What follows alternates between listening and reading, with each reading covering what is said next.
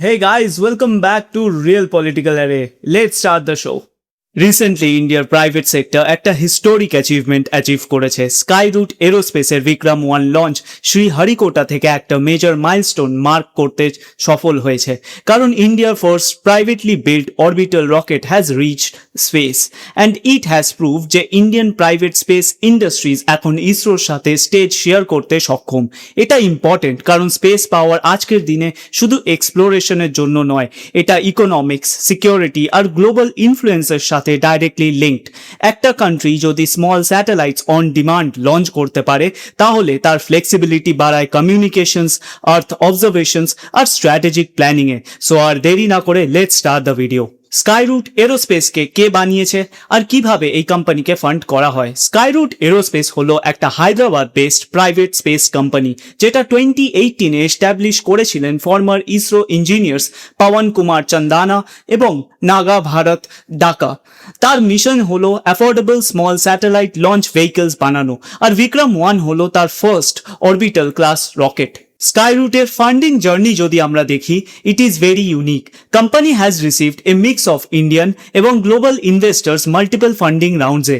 রিউটার্স report করেছিল যে মে 2026-এ Skyroot race করেছিল $60 মিলিয়ন জিআইসি শের পালো ভেঞ্চার্স থেকে, সাথে ব্ল্যাক রক ম্যানেজড ফান্ডসের পার্টিসিপেশন।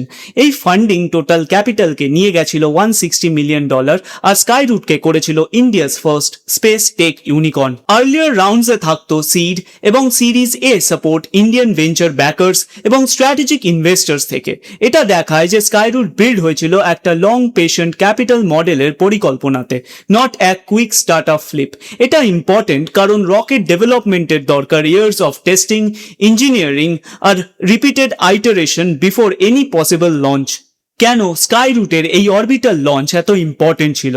বিক্রম ওয়ান ইম্পর্টেন্ট কারণ এটা প্রুভ করেছে যে একটা ইন্ডিয়ান প্রাইভেট কোম্পানি নিজেদের ডিজাইন বিল্ড করা এক অরবিটাল রকেট লঞ্চ করতে পারে ভারতের মাটি থেকে।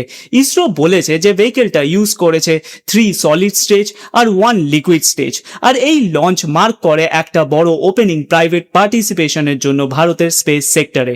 এটা সিগন্যাল করে যে ভারত এক গভর্নমেন্ট মনোপলি স্পেস মডেল থেকে বেরিয়ে এক পাবলিক প্রাইভেট ইকোসিস্টেমে যাচ্ছে। এই শিফট কস্ট কমাতে পারবে, ইনোভেশন স্পিড আপ করতে পারবে, আর আরও অনেক স্টার্ট আপকে এনকারেজ করবে satellite manufacturing, launch services, propulsion আর স্পেস সফটওয়্যারে এন্ট্রি করার জন্যে। প্রত্যেক ভারতবাসীদের জন্য কি টেক অ্যাওয়ে খুব সিম্পল। এটা শুধু একটা রকেট নিয়ে নয়, এটা হলো কোয়েশ্চেন যে ভারত কি নেক্সট ডিকেডে একটা রেগুলার কমার্শিয়াল লঞ্চ হাব হতে পারবে কি না। Geopolitical aspect of this launch. Geopolitically স্কাইরুটের লঞ্চ ইন্ডিয়াকে এক নতুন অরবিটে নিয়ে যেতে চলেছে। কমার্শিয়াল স্পেস রেসে একটা অ্যাগ্রেসিভ এন্ট্রি। লঞ্চ ক্যাপাবিলিটি এখানে শুধু টেকনোলজি নয়, একটা ন্যাশনাল পাওয়ার সিম্বল। রিউটার্সও বলেছে যে বিক্রম ওয়ান হলো ইন্ডিয়ার প্রথম privately developed orbital rocket mission, যা ইন্ডিয়াকে পজিশন করে সেম গ্লোবাল কমার্শিয়াল কনভারসেশনে যেখানে ইউএস, ইউরোপ আর চায়না প্রাইভেট ইন্ডাস্ট্রিকে ইনভলভ করে নিজেদের স্পেস সেক্টরকে ইভলভ করেছে। এটা একটা ডাইরেক্ট স্ট্র্যাটেজিক পরিকল্পনা। যদি ইন্ডিয়া রিলায়েবল এবং চিপার লঞ্চ সার্ভিস দিতে পারে তাহলে ফরেন কাস্টমার্স অ্যাট্রাক্ট হবে, ডিপ্লোম্যাটিক ইনফ্লুয়েন্স বাড়বে, আর এক্সটার্নাল লঞ্চ প্রোভাইডার্সের উপর ডিপেন্ডেন্স কমবে। আর এখানে একটা ডুয়েল ডাইমেনশনও আছে। কমার্শিয়াল মিশন থাকলেও ওই same launch ecosystem defence relevant satellite deploy করতে পারবে, র্যাপিড রিপ্লেসমেন্ট লঞ্চ প্রোভাইড করতে পারবে, আর ক্রাইসিস রেজিলিয়েন্স এনশিওর করবে। তাই প্রাইভেট স্পেস গ্রোথ আজকের দিনে শুধু ইকোনমিক ডেভেলপমেন্ট নয়, একদম স্ট্র্যাটেজিক অটোনমির পার্ট হয়ে গেছে। Impact on India. For India সবচেয়ে বড় ইম্প্যাক্ট হলো ইন্ডাস্ট্রিয়াল সেক্টরে নতুন অপরচুনিটি ক্রিয়েট করা। একটা successful private orbital launch accelerate করতে পারে investments, aerospace manufacturing, propulsion systems, avionics, composites, testing infrastructure আর স্কিলড এমপ্লয়মেন্ট। ইন্ডিয়ান স্পেস সেক্টরে ইসরো আর স্কাইরুটের এই collaboration strategic public private participation পরিকল্পনা সিগন্যাল দিচ্ছে, যা ইন্ডিয়ার emerging space economy, development and centre. এটা বেনিফিট করে স্মল স্যাটেলাইট কাস্টমার্সকে, যেমন স্টার্টআপস, ইউনিভার্সিটিজ, রিসার্চ ইনস্টিটিউশনস আর ডিফেন্স লিঙ্কড ইউজার্সকে যারা অরবিটে কুইকার আর ফ্লেক্সিবল অ্যাক্সেস চায়। এটা স্ট্রং লঞ্চ মার্কেট বটলনেক কমাতে পারে আর একটা competitive domestic space supply chain create করতে সাহায্য করে।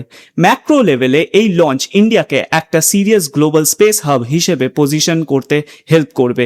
প্র্যাকটিক্যাল এফেক্ট হলো ইন্ডিয়াকে আর শুধু স্যাটেলাইট বিল্ডিং নেশন হিসেবে দেখা হবে না, বরং একটা লঞ্চ সার্ভিস নেশন হিসেবে দেখা হবে যেখানে এক্সপোর্ট পোটেনশিয়াল আছে।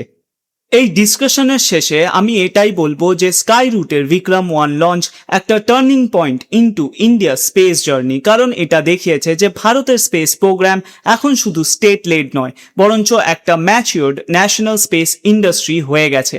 আসল গল্প হলো শুধু একটা প্রাইভেট রকেট লঞ্চ নয়, কিন্তু ভারত এখন একটা ইনস্টিটিউশনাল আর ইন্ডাস্ট্রিয়াল ফ্রেমওয়ার্ক তৈরি করেছে যা প্রাইভেট ফার্মসকে অরবিট রিচ করতে হেল্প করবে।